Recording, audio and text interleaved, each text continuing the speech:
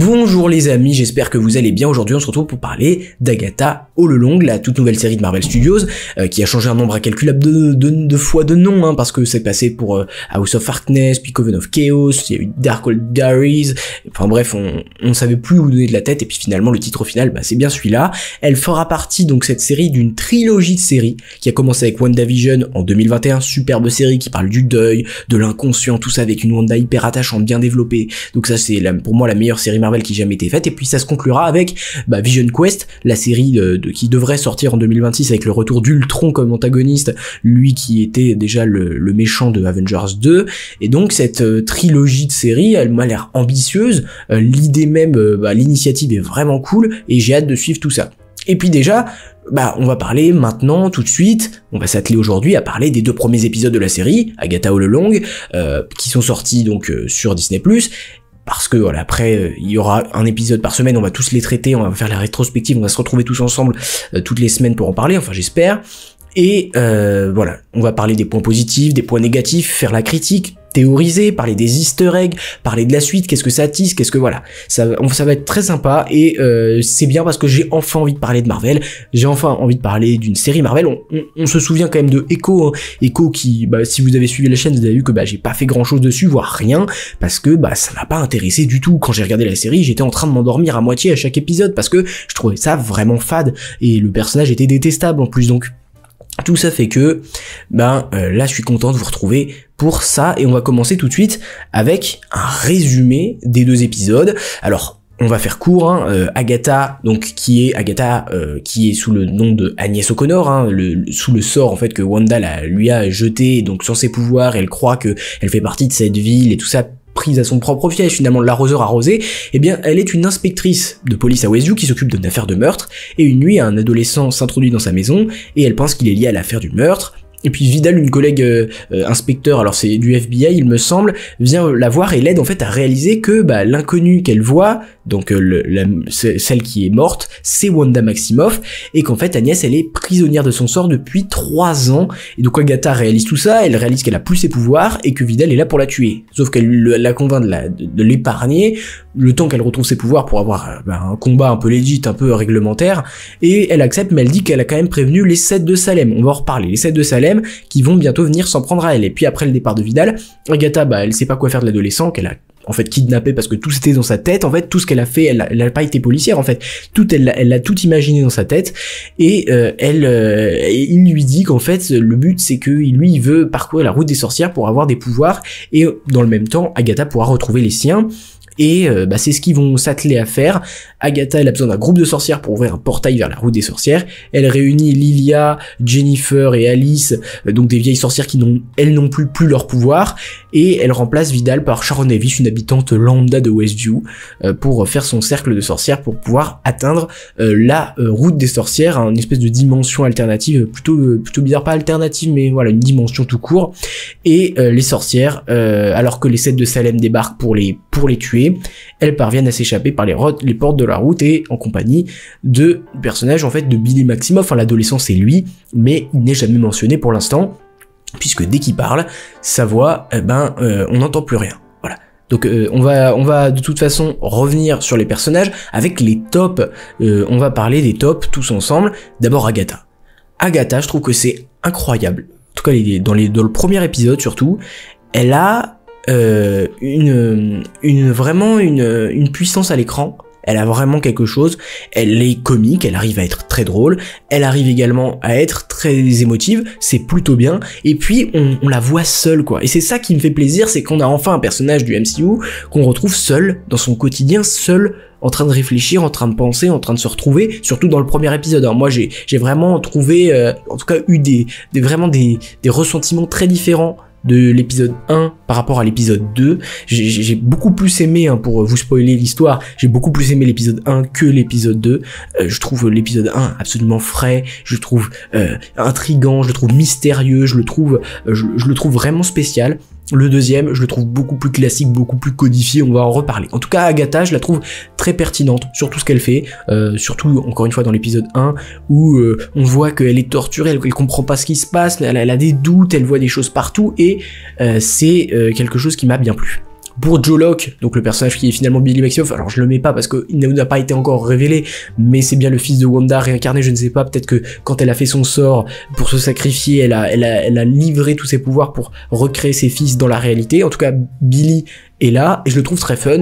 Il a une bonne alchimie, je trouve, avec Agatha dans le duo comique et tout ça, avec notamment cette scène à laquelle je pense où il veut marquer une citation qu'Agatha vient de dire et en fait elle balance le stylo par la fenêtre. J'ai trouvé ça très drôle, comme plein de scènes d'ailleurs, hein. C'est assez drôle et c'est vraiment bien réussi pour ce coup-là. Et puis Vidal, alors pour l'instant on n'en sait pas trop, on n'en sait pas beaucoup sur ce personnage, mais justement le fait qu'on la trouve un peu mystérieuse, qu'on ait envie d'en savoir plus, me fait passer ce personnage dans les tops.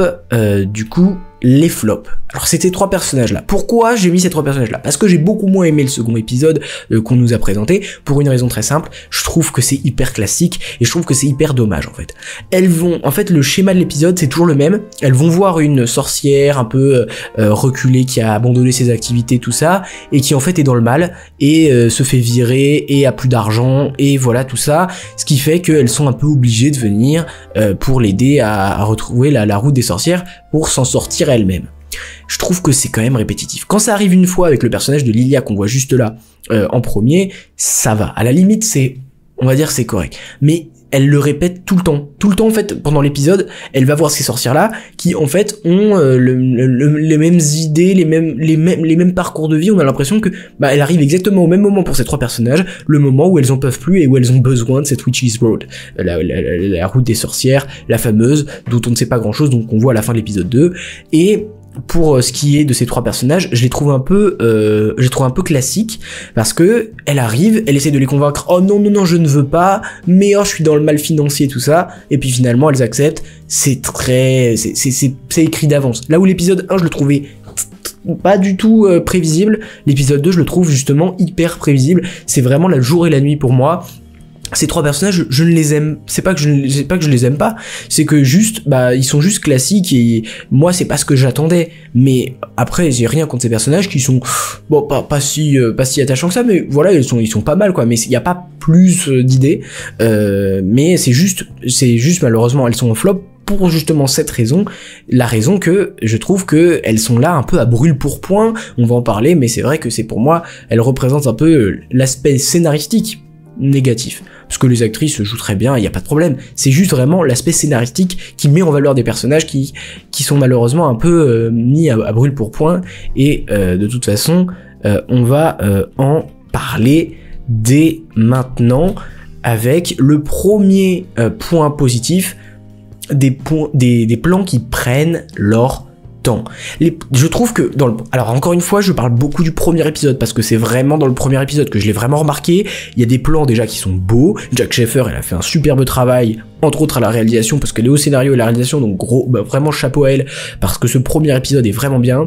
Les scènes en voiture où on voit les goutteurs son pare-brise, c'est très beau aussi dans son appartement avec des lumières, une belle composition de plans, et puis ça prend son temps. J'ai vu des plans qui parfois duraient 10 secondes. Ouais, ça paraît normal, mais il y a beaucoup de séries du MCU où ça n'arrive jamais. Donc là, j'ai été très heureux du premier épisode qui prenait bien son temps de filmer le visage d'Agatha, de la capturer dans cette caméra, et moi je trouvais ça beau visuellement sur le premier épisode. Encore une fois, le deuxième épisode je le trouve un peu plus en dents de scie. D'ailleurs je trouve il est peut-être un peu charcuté, je ne sais pas, mais le premier épisode m'a justement pas donné du tout l'impression d'avoir été charcuté au montage, là où le deuxième a l'air un petit peu accéléré. Et on prend pas trop le temps, on prend pas assez le temps pour moi. Mais vraiment gros point positif, les plans prennent leur temps, sont bien composés la plupart du temps, et ça fait plus que plaisir. C'est ce dont on a besoin, parce que je vais le répéter ou pas, mais c'est vrai que on en a besoin de ce projet parce qu'en fait on ne le savait pas, comme Kevin Feige nous l'a lui-même confié. Parfois je ne donne pas aux fans ce qu'ils veulent, je donne ce dont ils ont besoin. Et là je rejoins Kevin Feige, parce qu'il il dit ça presque à chaque projet, donc je le croyais pas, mais là je le crois pour le coup, parce que quand en regardant cet épisode je me suis dit, ah ouais, ça fait plaisir de voir ce qu'elle est devenue Agatha, même si, et on le sait, c'est pas le projet que tout le monde attendait, il va pas cartonner, hein. On le sait, il va pas cartonner, mais une Echo qui est un peu qui arrive comme ça, on sait pas pourquoi, et puis le projet se perd et tout ça, alors que là vraiment on avait envie de savoir cette suite, on avait envie de connaître ce personnage, là où Echo c'est un personnage c'est même plus anecdotique qu'Agatha dans WandaVision, c'est vraiment hyper anecdotique dans Hawkeye, un personnage dont on n'a pas envie de connaître la suite, et même la suite, elle est pas forcément absolument incroyable, tandis que Agatha, c'est un personnage beaucoup plus mystérieux, qui a sa part de développement qui n'a pas été montrée encore, et donc c'est là où ça va devenir hyper intéressant. Et donc, je rejoins Kevin, là pour le coup, je me suis rendu compte en le voyant que j'en avais besoin, que Kevin me l'a donné, donc merci Kevin. Enfin, donc je fais 3 points positifs, 3 points négatifs, un ton qui fonctionne bien, je trouve que le ton est très sympa, on rigole, mais aussi on se questionne, mais aussi parfois on est un petit peu effrayé, mais voilà, donc je trouve que voilà, le ton est parfait, et en plus le rythme est souvent très bon, entre vannes et sérieux, entre peur et fun, et tout ça, donc moi je trouve ça très très cool au niveau du ton, et voilà. Ensuite on va passer au niveau des points négatifs. Le côté de l'aspect policier, il est très vite mis de côté, je suis un petit peu déçu par ça. L'aspect policier ou mystérieux et tout ça, je pensais que ça allait durer au moins un épisode entier. Non, même à la fin de l'épisode 1, c'est pas... Elle retourne à la réalité, et voilà. J'espérais même que ça allait durer plusieurs épisodes, qu'on allait avoir un mystère, un peu à la manière dans le même postulat qu'un WandaVision, où elle se retrouve dans un endroit où on sait, nous, spectateurs, que c'est pas normal, et le personnage commence à se rendre compte petit à petit. Alors oui, vous allez me dire, ça faisait un peu redite.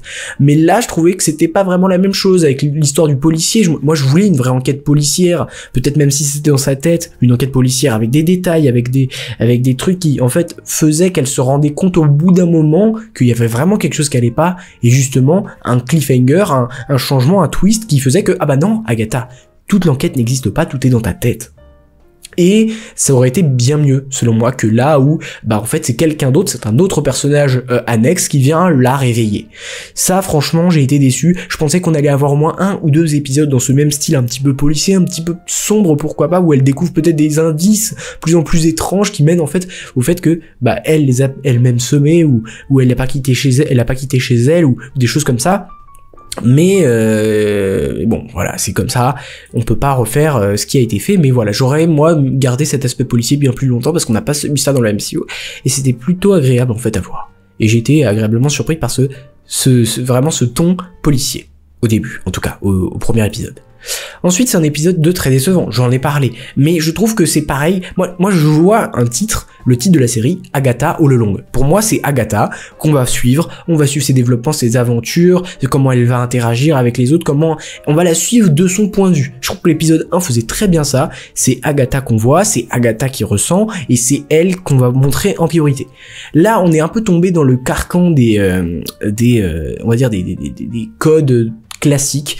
Le petit groupe d'aventuriers qui va se lancer dans une aventure où à partir de ce moment-là, il y a plus Agatha en fait, c'est le groupe d'Agatha. Mais je crois que voilà, c'est comme si on faisait un film avec le personnage principal des Goonies dans le titre, et qu'en fait, bah c'était le film Goonies. Voilà, c'est ce genre de truc. Ça m'a d'ailleurs fait beaucoup penser l'idée même à Le Chapeauté 2 où voilà, ils ont une quête et il y a un vœu au bout. Je trouve ça un peu classique malheureusement, et pareil, le crew qui se forme hyper facilement, je trouve ça presque trop facile, et ça m'en vient aussi au rouage étrange dans le scénario. Pourquoi la porte, par exemple, juste une question, pourquoi la porte s'ouvre comme ça et puis se referme comme ça dès qu'on la referme? Bon, on va dire que ça se faisait, mais voilà, il y a des trucs, et puis, pareil pour cette scène. Pourquoi le fait qu'elle chante? Qui leur a appris le chant? Qu'est-ce que c'est? On a envie d'en savoir plus, on a envie de tout comprendre, de tout connaître. Comment ça se fait qu'elle arrive à retrouver les bonnes personnes, les bonnes sorcières? Qui était-elle avant?